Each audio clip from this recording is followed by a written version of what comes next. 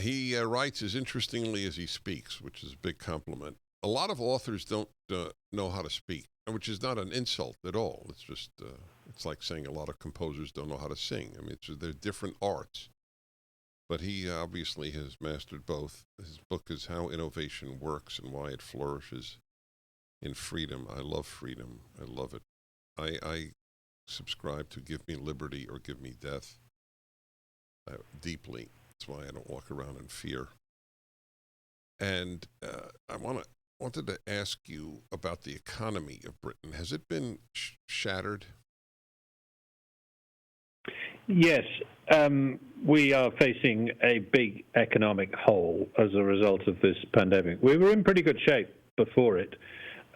We had very low unemployment, a relatively dynamic, tech economy going, etc.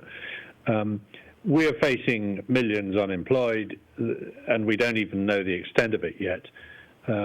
By one estimate, just this week, the GDP has already fallen by 20%. That's 1/5, which takes us back about 20 years in terms of the size of the economy. The only way we're going to get back to giving people full employment, good jobs, growth and prosperity is to unleash the entrepreneurs of this country. And there are plenty ready to be unleashed.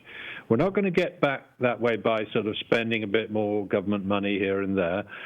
Yes, we've got to look after people who are in trouble, but we've also got to strip away the red tape, the regulations, the bureaucracy that has prevented entrepreneurs from creating businesses and employing people and starting jobs. That's the message I keep trying to give to our government. I'm not sure it's getting through yet. Boris Johnson's instincts are the right ones, but he's surrounded by an enormous bureaucracy of people who like to do things slowly and do things carefully, and that isn't what we need right now. We need someone who gets the point of liberating and unleashing the animal spirits of the British entrepreneur. Boris Johnson was opposed to the lockdown at the beginning. His instinct, just like Trump, also, that was his instinct. But what would have happened here, I'm sure would have happened there. Every death would have been called a Johnson death.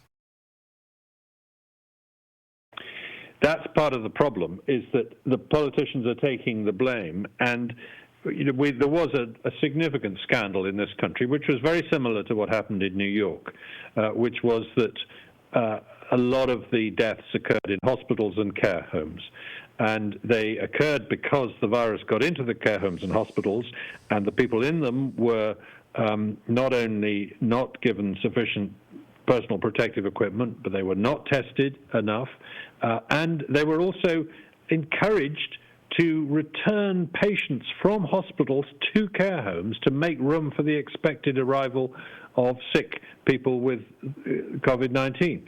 What that did was it seeded the virus into the care homes. 23,000 people were discharged from hospitals in the UK into care homes, and I know of one which absolutely adamantly refused to take a hospital patient on the grounds that although they had a vacancy, they did not want to take the risk, and they were absolutely right. Now, that's a scandal. That's right. But to blame that on the politicians rather than the bureaucracy that took that decision seems to me wrong. Right. Now, look, in one case, the case of Andrew Cuomo of New York State, I do believe that one can blame. He actually made an edict that you had to take you could not, quote, discriminate, unquote, against COVID-19 patients in accepting them into elderly care homes. Really? Yes, I know. Your reaction is perfect. Really? That's exactly right. It's uncanny. But my only point was, am I right? Boris Johnson's original instinct was not to have a lockdown.